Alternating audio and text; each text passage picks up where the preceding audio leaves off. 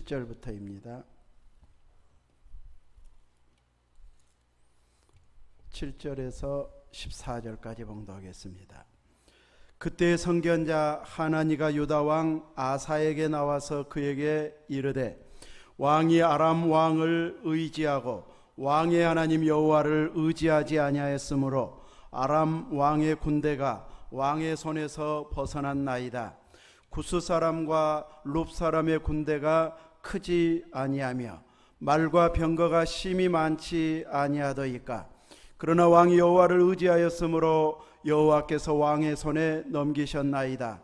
여호와의 눈은 온 땅을 두루 감찰하사 전심으로 자기에게 향하는 자들을 위하여 능력을 베푸시나니 이 일은 왕이 망령되이 행하였은즉 이후부터는 왕에게 전쟁이 있으리이다 하매 아사가 노하여 선견자를 옥에 가두었으니 이는 그의 말에 크게 노하였음이며 그때에 아사가 백도 백성 중에서 몇 사람을 확대하였더라.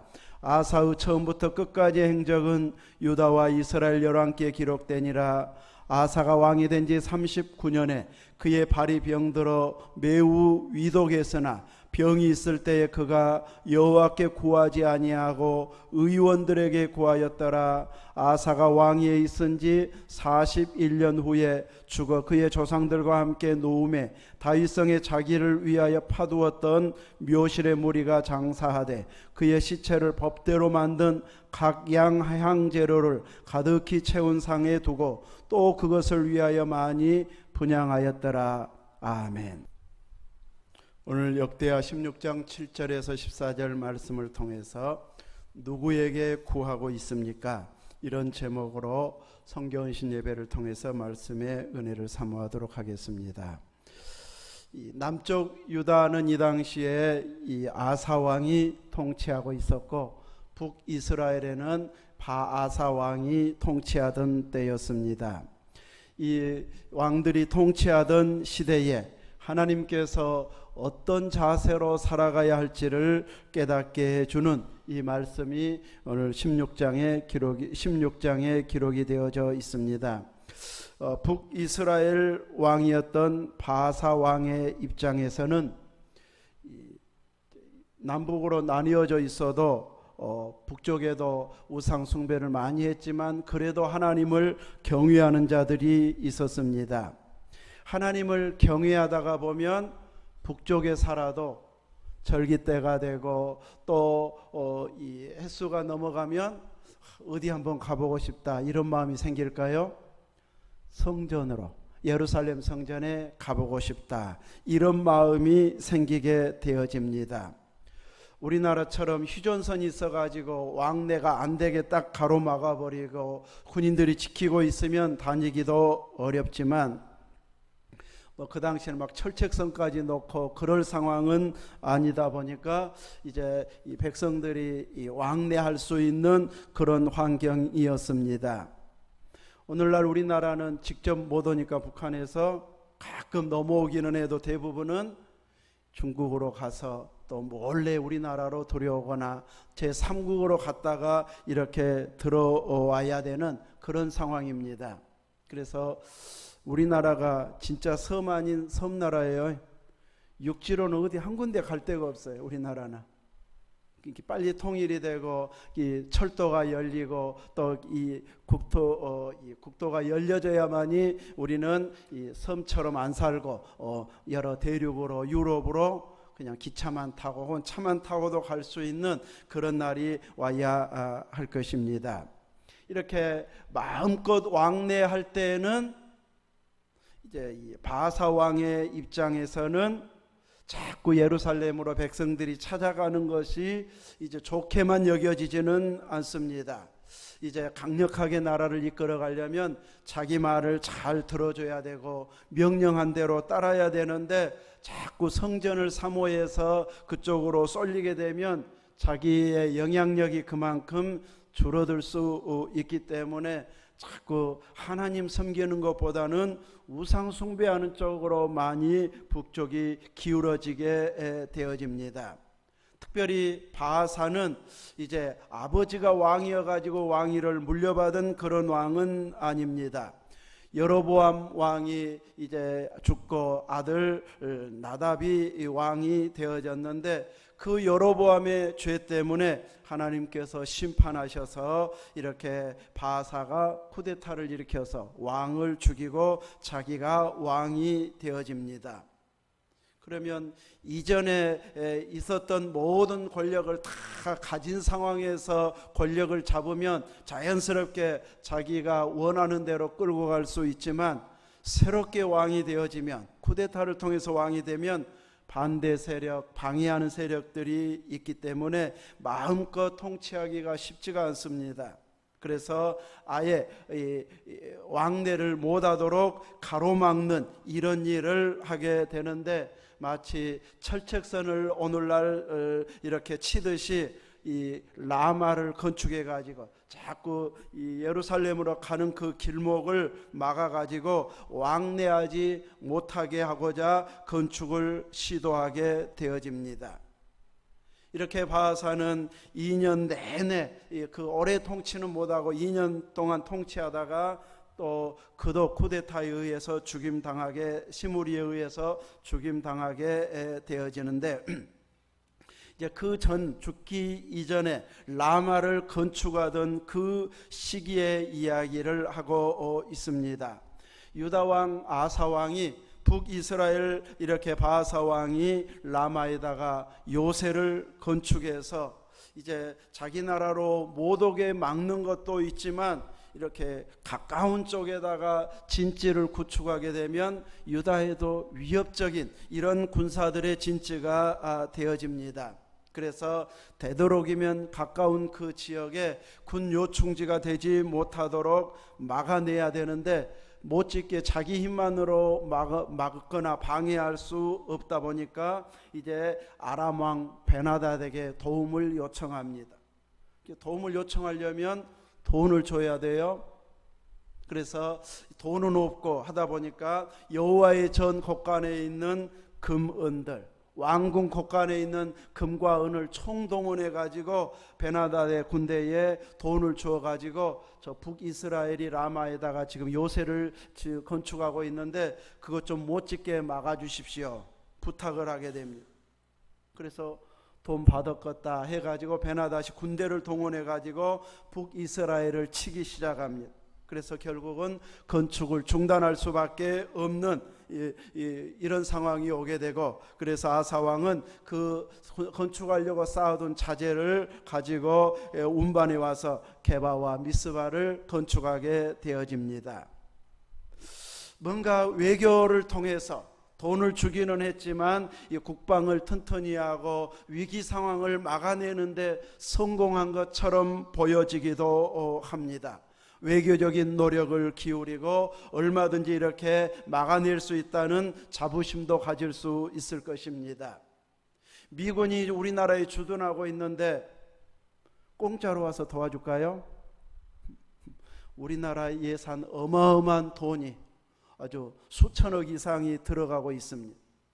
이제는 훈련비를 같이 내야 되는데 우리한테 다 내라, 트럼프는 이제 이 요구를 하고 있어서 갈수록 국방비가 많이 들어가고 있습니다. 무기로 돈 버는 나라들은 크게는 말고 조금씩 분쟁이 일어난 게 좋을까요? 평화적으로 사는 것이 좋을까요? 무기 판 사람 나라는 분쟁이 조금씩 일어나야 좋아요. 그래야 재래식 무기 다 팔아불고, 또 최첨단 무기들은 사가게 만들고, 아직 만들어 놓지도 않고 사라고 그래요. 그래서 수천억 주고 이제 몇 년 안에 만들어주면 몇 년 동안 우리가 사쓰고, 그 후에는 기술을 우리한테 이제 물려주면 우리도 이제 점점 기술을 발전시키겠습니다 하는데 기술 다 안 가르쳐줘 버려요. 무기만 팔. 이런 분쟁들이 계속 일어나야 되기 때문에 통일되는 것은 그렇게 좋아하지를 않습니다. 그 무기와 연관된 사람들은. 그래서 우리는 하나님의 은혜로 이제 통일이 되어져야 됩니다. 그래서 이런 이 군비로 좀 다른 활동들을 할 수 있다. 전쟁 안 일어난다고 군비 안 들어간 거 아니잖아요. 계속 들어가.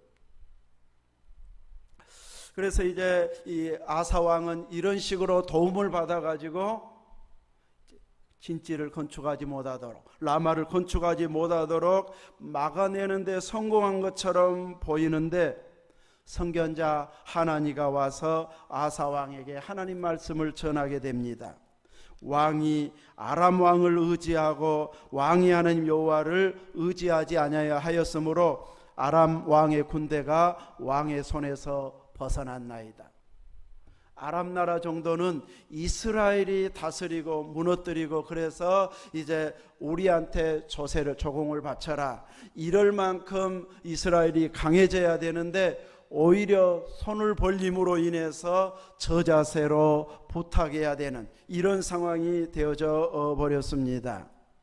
그 전에 구스 사람과 룹 사람의 군대가 크고 말과 병기가 심히 많았어도 아사 왕이 여호와를 의지했을 때는 아람보다 더 강한 구스와 룹 사람들의 군대를 하나님이 물리쳐 주셨습니다.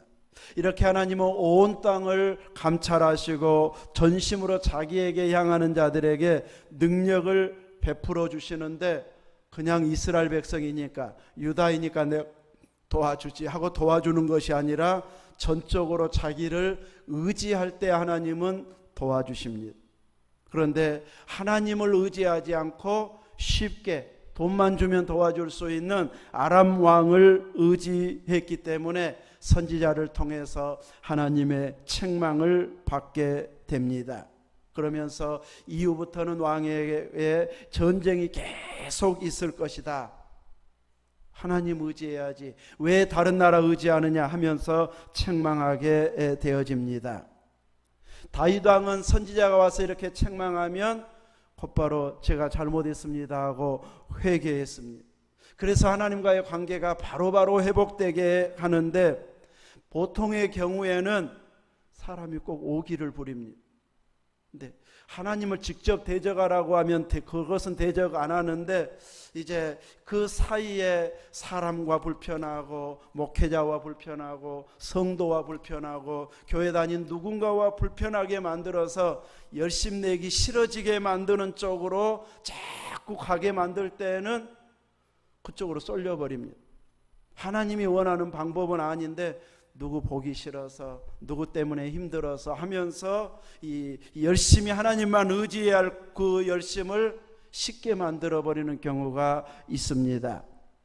오늘 우리들은 이런 것들을 주의 깊게 살펴서 지혜롭게 분별해서 어떤 상황에서도 내 믿음이 성장하고 하나님이 나한테 감당하게 하는 일들을 끝까지 감당해서 계속해서 은혜 주실 수 있는 환경을 만들어 가야 되는데, 아사 왕은 이제 41년 동안 통치하면서 신실하게 하나님 앞에 바로 서려고 애썼던 좋은 왕에 속한 자였습니다. 그런데 이 마지막 후반기, 마지막 때에 하나님을 의지하지 않고 아람 왕을 의지함으로 인해서 선지자를 통해, 선견자를 통해서 책망을 받게 되어집니다. 책망받으면 다윗 왕처럼 내가 하나님 잘못했습니다 회개해야 되는데, 왕이 듣기 싫은 말을 선견자가 하니까 아예 하나니아를 이제 이 옥에 가두게 만들어 버립니다. 선견자는 하나님의 말씀을 받아서 전하는 하나님의 일꾼이요 하나님의 입으로 대변인으로 이렇게 말하고 있어서 왕의 권세보다도 훨씬 더 강력한 자입니다, 영적으로 보면. 그러나 실질적으로 세상에서 행사할 수 있는 권력으로 보면 선견자에게, 선지자에게 군대 동원할 힘이 있을까요? 군대 장관들이 선지자가 말하면 예 하고 군인을 동원해서 말 들어주고 그럴까요? 그러지는 않습니다. 그냥 한번 지나가는 소리에 불과합니다. 그러나 왕은 명령만 내리면 군대가 동원되어집니다. 돈 있는 갑부들은 군비를 댑니다. 또 좋은 자리에 앉히기도 하고, 이렇게 힘이 있다 보니까 이제 선지자는 좀 내가 얼마든지 명령하면 옥에 가둘 수도 있고, 듣기 싫으면 그 말 안 들어버릴 수도 있고, 쫓아버릴 수도 있고, 가둘 수도 있어서 자기 권력이 훨씬 커 보입니다. 그래서 마음대로 이 선견자를 가두게 만드는데, 이러면서 본인의 신앙이 옛날 같지 않게 점점 변심하는 이런 모습으로 바뀌어져 가게 되어집니다. 39년 가까이는 하나님 마음에 들게 통치했는데 이때로부터 시작해 가지고 이제 이 하나님 말씀을 거부하게 되어지고, 마지막 2, 3년에 또 발에 병이 들어가지고 병치레만 하다가 죽어가게 되어지는데, 그것까지도 성경은 지적하고 있습니다. 그가 매우 병들어 위독하게 되었을 때에 여호와께 구하지 아니하고 의원들에게 구하였더라. 12절에 이렇게 말합니다. 마음에 드는다는 표현입니까? 마음에 안 든다는 표현입니까? 마음에 안 드는, 마치 아람 왕을 의지해서 북이스라엘을 물리치려고 했던 때 하나님께서 이렇게 하나님 의지하지 않고 아람 왕을 돈 주고 의지한 것을 싫어했던 것처럼 하나님께 기도했으면 나을 수 있었는데 의원에게 구하였더라. 치료도 안 되고 믿음도 없는 행동을 했더라. 이런 표현을 하고 있습니다.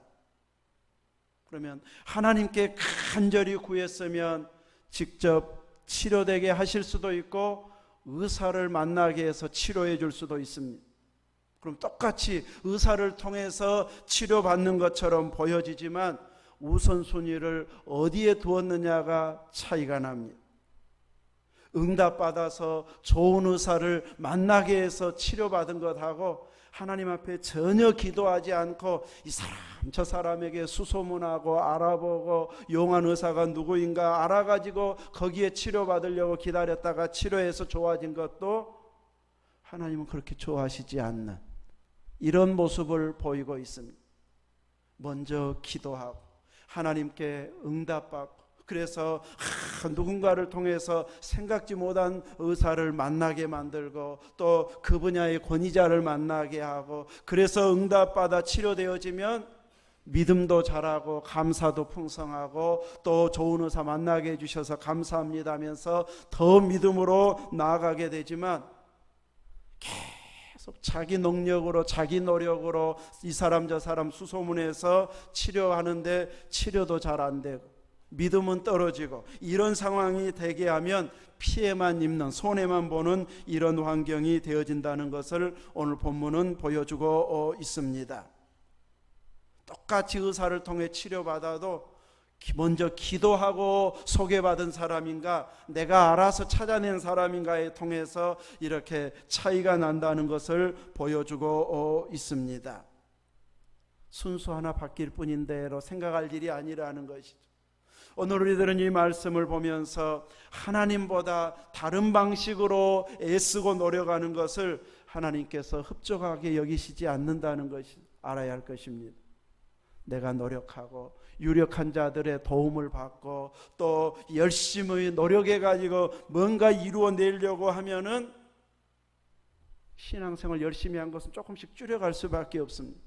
그 사람들 만날 시간 확보해야 되고 또 뭔가 도움 받았으면 내가 도움 줘야 할 일 생겨내야 돼, 만들어내야 되고 하다가 보면 주의 일하는 약속은 자꾸 밀치고 우선 그 일부터 해결하다가 보면은 점점 믿음이 약하게 되어져 버립니다.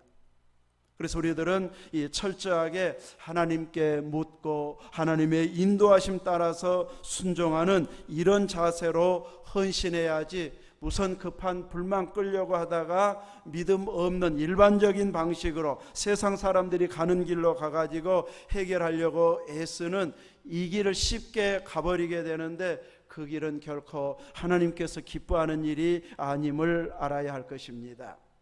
오늘 우리들은 이렇게 하나님 앞에 기도하면서 내가 무엇에 더 열심내고 앞장서서 헌신해야 할지를 배우는 이런 지혜가 우리에게 있어서 항상 믿음의 방식으로 일하는 자가 되어져야 할 것입니다. 우리는 그래서 내가 해야 할 일도 교회 일도 직장 생활도 철저하게 하나님 앞에 기도하면서 하나님의 방법으로 진행하고 하나님의 방법으로 해결하려고 애쓰는 이런 믿음을 가지고 헌신할 수 있어야 할 것입니다. 오늘 우리는 선교 헌신 예배를 드리면서 우리들이 이제 이 건축 이제 나머지 이제 해결해야 될 일과 또 재정으로 운영해야 할 일들이 있다가 보니까 이 두 헌금이 딱 합쳐지면 딱 운영되기 적당한 이런 헌금이 들어오는데, 건축 이자 내고 또 적금 들어가서 3년 후에 갚으려고 계속 들어가는 그 돈은 따로 빼놓고 우리가 이제 이 재정을 운영하다 보니까 이제 어떤 달은 여유 있게 돌아가고 또 몇 달은 아주 힘들게 돌아가고 이런 상황이 오게 되어집니다. 바로 이런 때에 누구든지 선교비를 줄이고 싶고 하나님 일은 또 하나님이 우리 연약한 재정 상태에서 해야 할 일들은 줄입시다 하는 이런 말들이 금방 나올 수 있는 환경까지 올 때도 있습니다. 이런 때에 우리들은 그래도 하나님께 묻고 하나님이 기뻐하는 방법이 무엇인지를 계속 찾으면서 하나님의 일을 감당하고 또 하나님이 주신 지혜로 해결해 가고 하나님의 방법으로 주의 일을 해가면서 일을 처리할 수 있는 데까지 나아갈 수 있어야 할 것입니다. 오늘 이 시대에는 훨씬 더 소득은 많은 것 같은데, 들어오는 돈, 쓰는 돈은 많은 것 같은데 여유는 없게 사는 시대가 되어졌습니다. 500만 원, 1000만 원 월급 받고 또 사업에서 번 사람들은 이제 서민 입장에서는 저 정도만 받으면 여유 있겠다 싶은데 막상 그분들을 보면 그분들도 여유 없이 항상 헐떡거립니다. 언제부터 이렇게 돼버렸을까요? 제 생각에는, 저는 경제 전문가가 아니니까 정확하게는 모르겠고, 아무튼 카드로 미리 한 달씩 땡겨 쓴 때부터 다들 힘들어져 버린 것 같습니다. 돈은 없어도 일단은 카드로는 쓸 수 있다 보니까 이제 월급 받을 때 되면 카드값 갚느라고 정신없잖아요. 그래서 500만 원 버는 사람은 500만 원에 맞게 쓰게 되어져. 1000만 원 번 사람은 1000만 원에 맞게 이제 돈을 쓰게 되어지다 보니까 항상 그 다음 달에 그만큼을 또 메꿔야 됩니다. 그래서 모두가 힘들어진 시대가 되어졌습니다. 그래서 전반적으로 한국교회 재정이 다들 지금 힘들어지고 있습니다. 옛날 도시교회 개척해가지고 30명이면 교회 운영 다 될 만큼 헌금이 들어온다고 그랬는데 지금은 이제 교회 운영이 안 될 만큼, 여러분 세대만 해도 헌금을 열심히 하는데 젊은 세대는 그렇게 헌금을 옛날처럼 열심히 안 해가지고 30명이 도시에서 모이면 11조만 해도 운영될 거 아니에요. 근데도 그 정도도 힘들어할 만큼 지금 시대가 바뀌어져 버렸어요. 모두가 다 힘들어할 만한 이런 시대에 세상이 가는 방식이 아닌, 그래도 나는 철저히 11조하고 하나님 앞에 작정한 것 먼저 하고 믿음의 일 먼저 하리라. 그러면 빚도 없어지고 재산도 넉넉히 늘어나고 이래서 부자 됐습니다 간증할 사람이 많으면 다 따라할 텐데, 어느 기간 동안에는 그렇게 열심히 해도 여유 있는 사람 없습니다. 오전에 말씀드린 사르밧 과부처럼 막 통마다 그릇마다 넘쳐날 만큼 막 쌓아져야 복받았네 하는데 계속 한 움큼의 가루, 한 병의 조금의 그 기름만 계속 남아있지 더 이상은 아니다 보면은 특별히 여유 없고, 그것이 힘들어가지고 못하겠습니다 하면은 고개 끄덕거릴 만큼 힘든 상황인데, 그래도 힘들어 하면서도 감당하고 또 감당하면 부자는 안 됐는데 수년 동안 감당하고는 있는 것이 되어집니다. 우리도 힘들어서 중단하다가 보면은 계속 이제 선교도 다른 일도 못하는 교회가 되어버릴 수 있지만, 그래도 우리 힘내서 감당해 봅시다, 조금 더 열심히 내봅시다 하면서 감당하게 되어지면 크게 여유 있는 건 아닌데 선교는 계속 하고 있는 것이 되어집니다. 바사처럼, 아사왕처럼 이렇게 인간적인 방법을 동원해서 인간적인 지혜로는 그렇게 하는 것이 제일 맞겠다 싶어도 하나님은 기뻐하시지 않으셨습니다. 우리 믿는 사람들은 사람이, 신하들이 주는 좋은 지혜나 또 그동안 경험으로 해왔던 지혜가 아닌 하나님이 이 방법을 좋아하십니까? 이렇게 하기를 원하십니까? 물어보고 하나님이 원하는 방법인지 아닌지를 분별해서 일하는 교회가 되어져야 작아도 큰 일을 할 수 있는 교회, 주님 마음에 드는 교회로 서갈 수 있지만, 나라를 통치하고 온 백성들이 다 왕의 말을 들을 만한 권력을 갖고 휘두를 만큼이 되었어도 하나님이 마음에 안 들어 할 수도 있습니다. 외모가 아닌 하나님 마음에 들어하는 쪽으로 행동하는 것이 가장 제대로 살고 있는 것이 되어집니다. 그래서 선교하는 일도, 교회를 운영해가는 일도, 우리 자신이 주님 앞에 헌신하는 일도 주님이 그래 네가 이렇게 작게 했어도 힘쓰고 애쓴 건 내가 안다, 이렇게 기뻐해 줄 만한 헌신이 되어져야지, 손자한테 용돈 준 것만큼도 헌금 한 번도 못 하더라, 이럴 정도의 말을 들을 만큼이 되어지면 하나님이 그만큼 기뻐하시지 않는 모습이 되어질 수도 있습니다. 그래서 주님이 만족해야 할 만큼 기쁘게 헌신하고 주님이 더 많이 계속적으로 감당하게 할 만큼 끝까지 충성할 수 있는 자가 되어져서 이렇게 하나님을 더 의지했다, 이 말을 들어야지 돈을 더 의지했다, 세상을 더 의지했다, 사람, 영향력 있는 사람에게만 구하고 다니더라, 이런 말을 듣기보다는 하나님께 구하여서 하나님께 응답받아서 하나님의 방법으로 일하는 이런 믿음의 말을 들을 수 있기를 주의 이름으로 축원합니다. 아멘.